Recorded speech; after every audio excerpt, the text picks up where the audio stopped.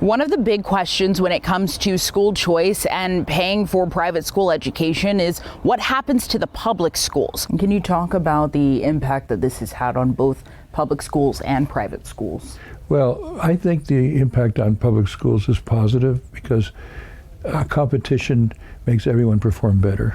But opponents of school choice programs told us they wish public schools were getting more funding instead of the possibility of losing money. Ultimately, we wish, the public school system in general will be funded. Since state funding is tied to student attendance. And less students enrolled in those public schools would also mean less money from the state for those schools. So I sat down with the Texas Education Freedom Account spokesperson to see what their expectations are for public school achievements. In states where these programs have scaled up, public school performance has actually improved. While performance may have improved, Arizona has seen a drop in enrollment at public schools. Although they lose the income that comes with the students, they also lose the cost of educating the student.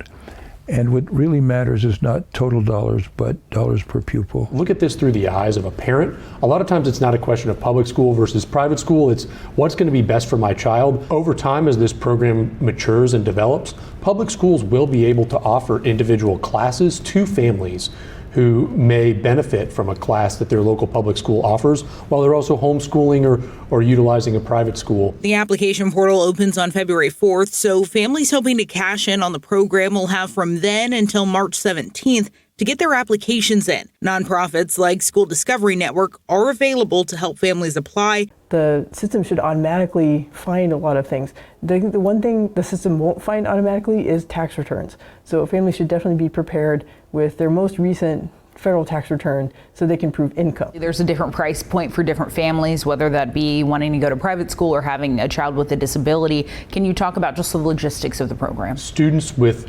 disabilities are going to be the #1 priority. They need to have either like a note from a doctor or they need to have an IEP documentation. To get that individualized education program or IEP, families of students with disabilities will need to set up an IEP assessment at their local public school district. Yes, even if your student has never attended public school. Then families who want to send your child to private school, you'll need to go ahead and decide which school you want to send them to because not all private schools will be TIFA approved. There are rumors circulating online that depending on religion will depend on how they're accredited. The comptroller has sought guidance from the Attorney General regarding the authority of the comptroller's office to ensure that all schools that are participating in this program comply with the law and there aren't any affiliations with terrorist groups or foreign adversaries or anything. Attorney General Ken Paxton ruled private schools and vendors can be excluded from the TIFA program. We are working to learn which schools, if any, are currently blocked from participating in the program.